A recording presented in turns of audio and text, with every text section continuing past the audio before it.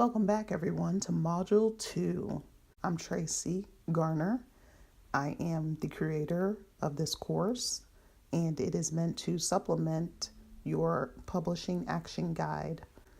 Thanks for coming back and joining us. Before we get started, I thought we'd do a little recap. In Module 1, we talked about gaining clarity, and within that, we outlined 2 paths to publishing. The first one was pursuing a traditional contract or a book deal with a publisher.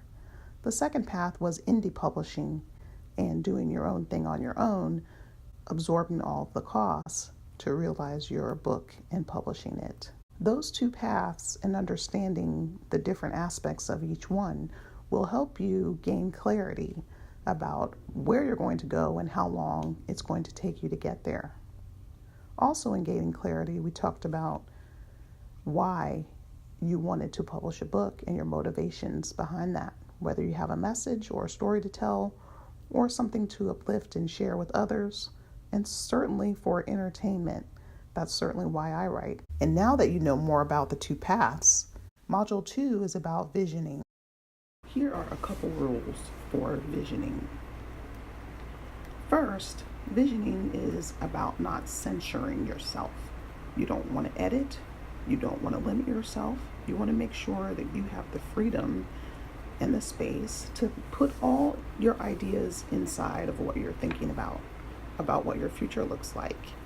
Remember, visioning is about a plan for how things can be, not how they are right now. Nothing is impossible.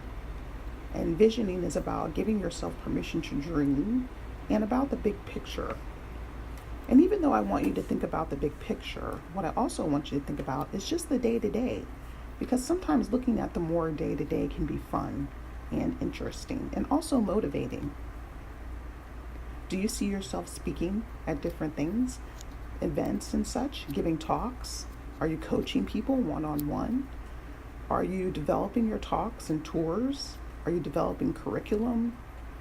In your days, do you negotiate contracts? Are you sending those contracts out to people for work and for books? And making sure that you're meeting with your lawyers or anyone who's going to manage your intellectual property to make sure those contracts are fair to you and to your work, and that it's reasonably priced, and that you're also getting a good return on what you're investing in and what you're signing up for. Think about your morning vision, your morning routine.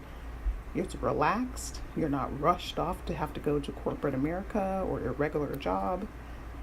Things are relaxed. You can have fun in a few hours with your children, helping them get ready for school or even work or whatever they're doing with their day. Talking with them over coffee, chatting, putting them on the bus. And then your daily routine.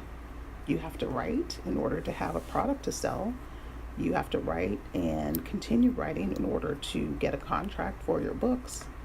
You have to schedule events, research leads, and follow up on those leads, make some calls, even some cold calling.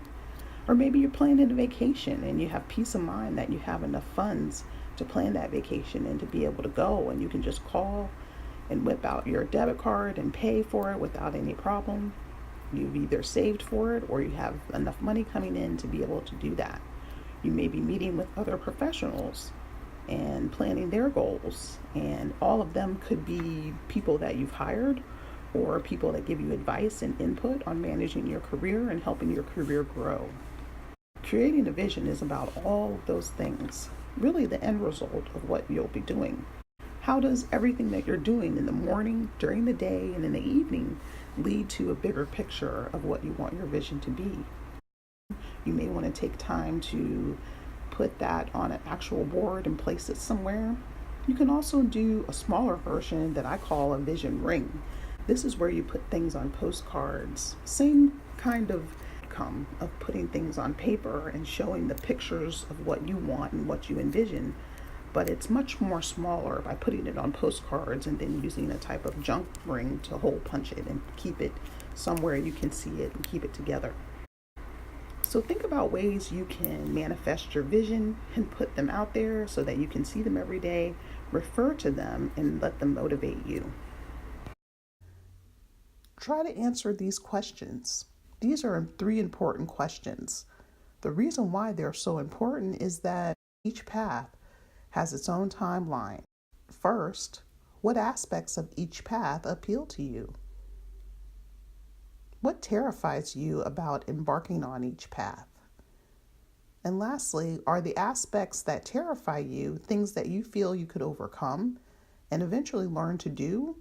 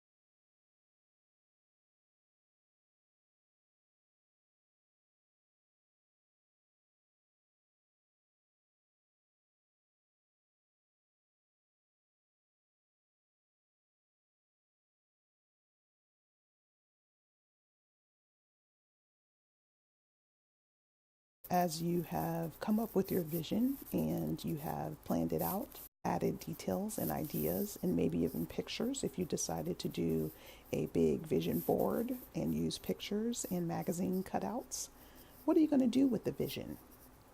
Here are some tips to think about what you'll do with your vision now that it's written out. You might want to think about putting it somewhere you can see it, either on a daily basis or as you plan for the day and the weeks. You may take it out and refer to it just to motivate you, just to keep you going and to see by doing things that I'm doing every day, taking action, gaining clarity and coming up with the vision, am I slowly getting closer to realizing that vision and have it be a real and live thing. You also want to be sure that you date it. As your vision evolves and it changes, maybe put dates on when you thought about some of the things and the aspects that you add to your vision. Dating is very powerful because you'll see how long it takes you and you'll see what the time frames are for you to realize some of the things that are happening. Some of the things that you put in your vision could already be on the path to happening. Date that just to see and like, wow, I did that in that amount of time.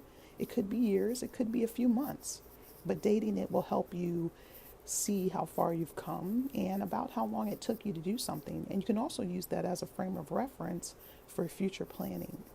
Don't let the vision be stagnant. Continue to search for ideas and thoughts or even words and pictures that you can cut out and add to your vision.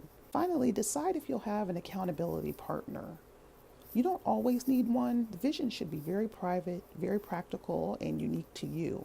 And as I mentioned in Module 1 in the live sessions about how sometimes keeping things to yourself can be a blessing.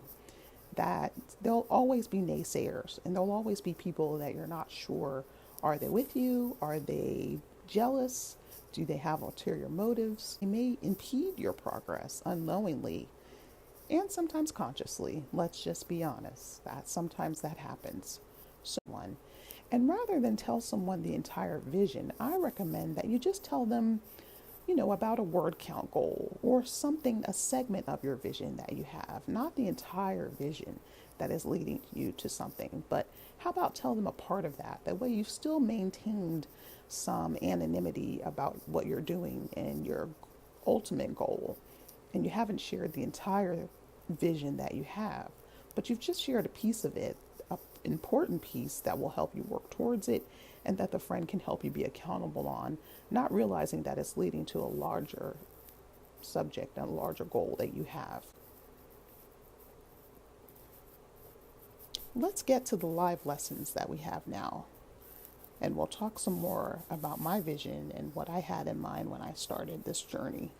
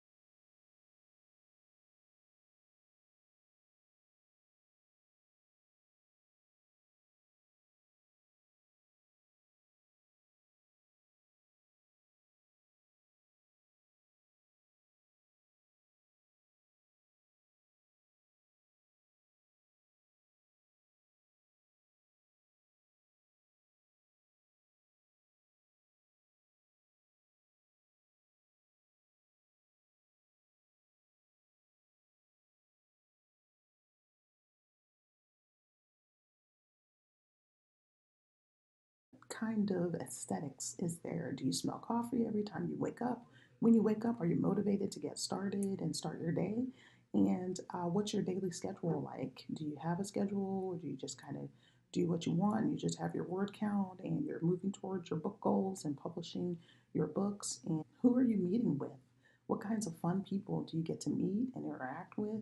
And you sign contracts all the time and have different work that you have coming in. And also think about whether or not you'll parlay your writing into other fields, such as coaching, writing for other people, doing people's newsletters and blogs. Are those things that you want to do, or you only want to focus on the writing?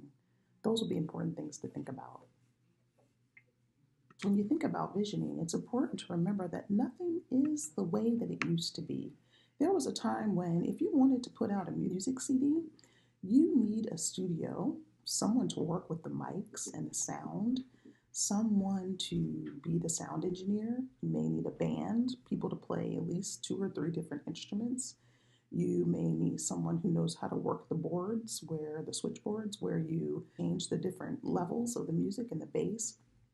And then you need a sound room, somewhere to put all this stuff, because sound rooms are unique in that they have padding and they have a way to cancel a lot of outside noise.